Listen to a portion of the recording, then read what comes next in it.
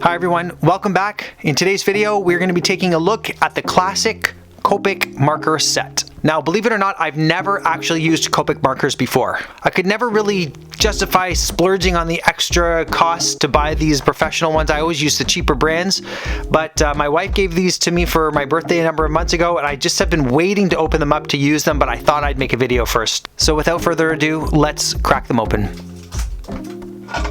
Ooh, whoa.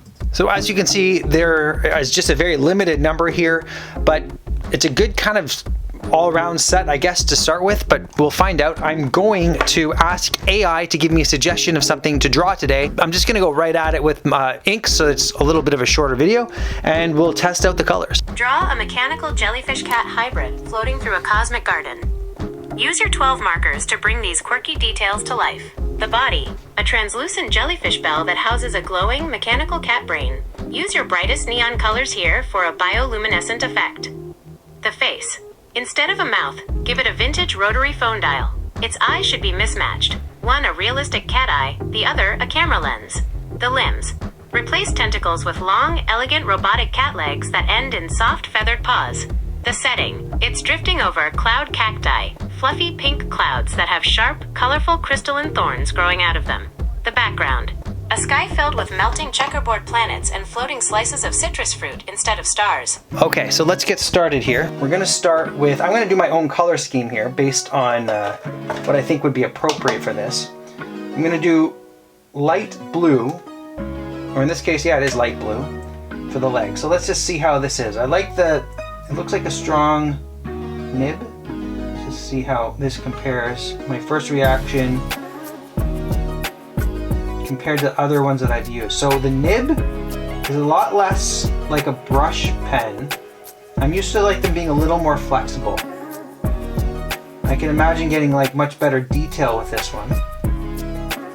But I also like being able to vary the line weight a little more. We tried this. Oh, this is better doing it with the chisel tip. Let's leave that for a second. Let's try a different color. This is vermilion. And we'll do the same kind of pattern here. I'll use the brush for the legs. It'll be a richer color. Quite nice and rich. I really am just kind of playing around with it. I have no real knowledge of what I'm doing yet. We'll use the light green because it's another light color before we get to the top part, and this way I can kind of maybe try blending this in a little bit. I have very little experience coloring. As I think I said in other videos, I typically never get to the coloring stage because I just do a lot more doodling than anything else. Okay, so far it's I'm not overly impressed, I must say. It's not blowing me away. Let's just do a little of the head. Nice pale yellow. It's called lemon yellow.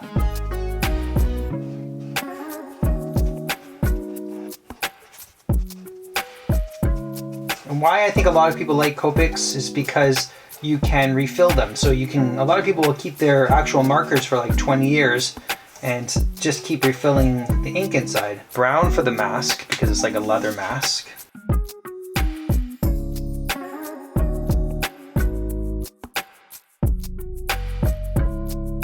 Okay, we're gonna try this ultramarine blue. Do it for some of these melting planets.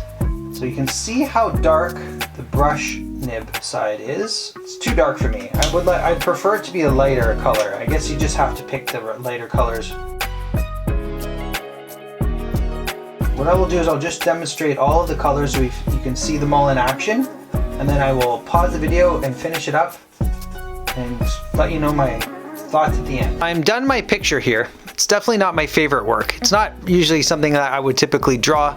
I like drawing funny characters. This is kind of too abstract for me, but it did give me a good experience using all of the different colors, and I got to kind of try them out in a quirky way because normally I wouldn't use all 12 colors in probably one of my drawings. But here's what I thought of the pack. pack, the classic Copics. I guess my first response is kind of like a little bit of a lackluster response, because I've seen people using Copics all over the internet for years now and they rave about them. So I guess I just had maybe slightly higher expectations. That being said, they are very rich, bold, bright colors. I like that. They're very, you know, like they saturate the paper very well. The light blue color did not look at all like the final product. I think the colors are all very good, but they're not ones that I would use on a regular basis. Like this purple is just way too dark. I would use it very seldomly, and for being part of the pack, I don't think I would have picked that one. I would have picked a lighter purple for that. Same with this blue up here, this Prussian blue. Like it's a nice dark blue, and it's a kind of nice, interesting color, but it's not something that I would use all the time. The pink was nice. The yellow was good. I liked the chrome orange color. That was a good one. But those were kind of the only three that I really liked. The green was okay. That was all right, but it's not a pack that I would necessarily recommend to someone who didn't have any colors. I would pick a different set or just pick out individual colors that I thought I would use more.